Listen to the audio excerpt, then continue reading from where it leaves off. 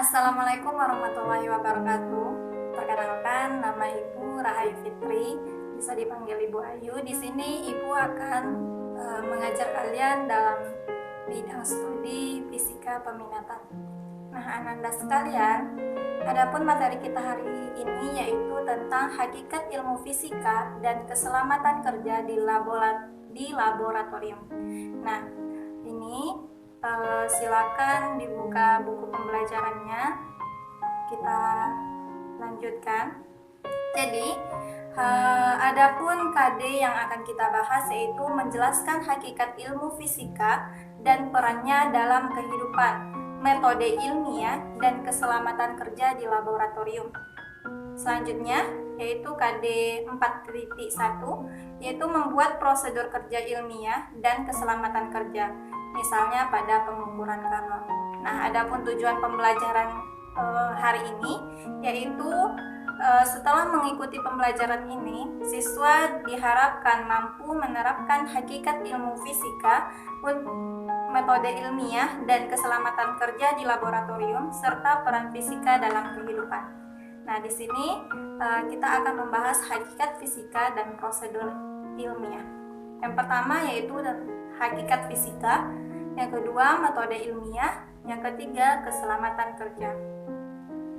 Hakikat fisika. Nah, di hakikat fisika ini ada 3 pokok bahasan yang akan kita bahas. Yang pertama yaitu pengertian fisika, kedua hubungan fisika dengan ilmu lainnya, dan yang ketiga peran fisika dalam kehidupan sehari-hari. Ananda semua sudah tahu apa itu fisika? Coba siapa tahu apa itu fisika? Nah, jadi fisika itu adalah berasal dari bahasa Yunani, yaitu fisik, yang artinya alam. Jadi, ilmu fisika ini adalah ilmu pengetahuan yang di dalamnya mempelajari tentang sifat dan fenomena alam atau gejala alam, serta seluruh interaksi yang ada di dalamnya. Jadi, di dalam fisika ini, kejadian alam yang menyebabkan kejadian alam tersebut dibahas di dalam fisika. Selanjutnya, pengertian fisika itu dibagi menjadi 3 bagian. Yang pertama, fisika sebagai kumpulan pengetahuan, yang kedua, fisika sebagai cara penyelidikan, dan yang ketiga yaitu fisika sebagai cara berpikir. Nah, apa saja sih pengertian dari ketiga macam hal tersebut? Kita akan bahas satu persatu. Yang pertama, fisika sebagai kumpulan pengetahuan. Nah, di sini fisika itu merupakan kumpulan pengetahuan yang mempelajari sifat dan gejala pada benda-benda di alam. Nah, akan kita bahas yaitu tujuan mempelajari fisika dan bidang kajian fisika.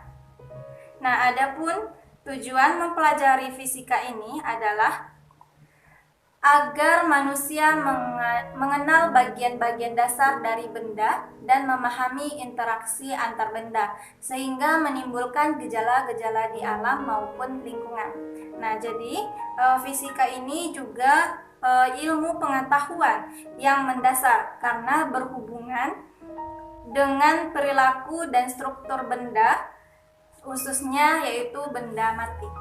Nah, selanjutnya bidang kajian fisika ini misalnya mekanika, tata surya, gelombang dan optik, listrik dan magnet dan sebagainya. Jadi telah dibuktikan sebelumnya bahwa fisika ini merupakan ilmu yang paling mendasar dari semua cabang sains atau IPA dan berhubungan dengan perilaku dan struktur materi. Selanjutnya, fisika sebagai cara penyelidikan.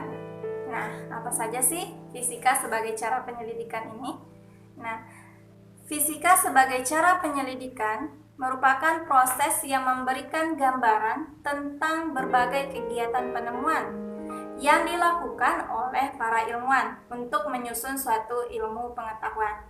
Nah, di sini ada gambar. Coba tebak siapa? Ya, gambar Newton. Dia menemukan hukum gravitasi dari apel yang jatuh menimpanya. Selanjutnya, fisika sebagai cara berpikir. Nah, jadi, untuk mewujudkan suatu produk fisika itu diperlukan pemikiran dan kreativitas pada proses pengamatan atau penyelidikan yang dilakukan oleh para ilmuwan. Jadi, ilmuwan fisika melakukan penyelidikan atau pengamatan terlebih dahulu agar bisa menemukan suatu hukum atau suatu fenomena yang berkaitan dengan fisik. Selanjutnya, hubungan fisika dengan ilmu yang lainnya. Nah, sudahkah kamu tahu bahwa fisika ini sebenarnya memberikan sumbangan yang besar bagi perkembangan ilmu pengetahuan dan teknologi?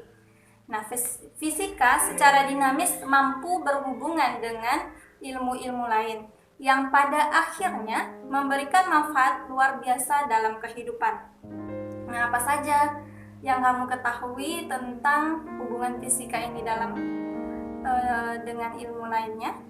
Yang bisa menjawabnya? Nah, jadi silakan baca lagi bukunya. Semoga Ananda semua bisa menjawabnya di akhir sesi nanti. Selanjutnya, peran fisika dalam kehidupan. Nah, jadi ternyata fisika ini juga berperan dalam kehidupan kita. Contohnya di bidang telekomunikasi, di bidang transportasi, di bidang peralatan rumah tangga.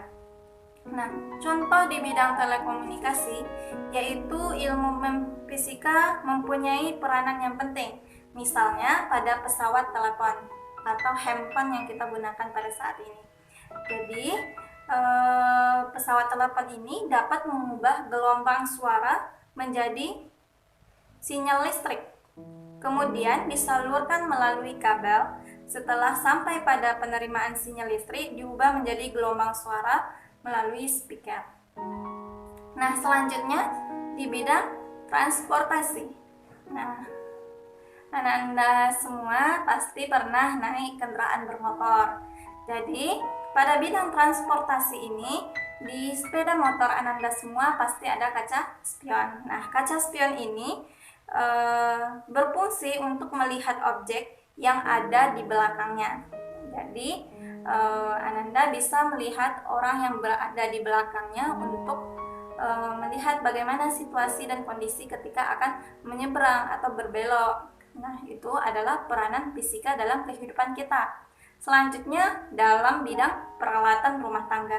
Nah, pada peralatan rumah tangga ini pasti banyak sekali yang berhubungan dengan fisika. Contohnya saja seperti peralatan masak yang digunakan menggunakan bahan dari konduktor dan isolator. Jadi, misalnya seperti magicom. Nah, itu kan dari energi listrik berubah menjadi energi panas. Atau dari kipas angin. Itu dari energi listrik berubah menjadi energi keras. Nah, selanjutnya itulah pembahasan kita. Diharapkan pada Ananda sekalian supaya bisa memahaminya dengan baik, dan silahkan kerjakan LKPD yang telah diberikan. Ibu tutup. Assalamualaikum warahmatullahi wabarakatuh.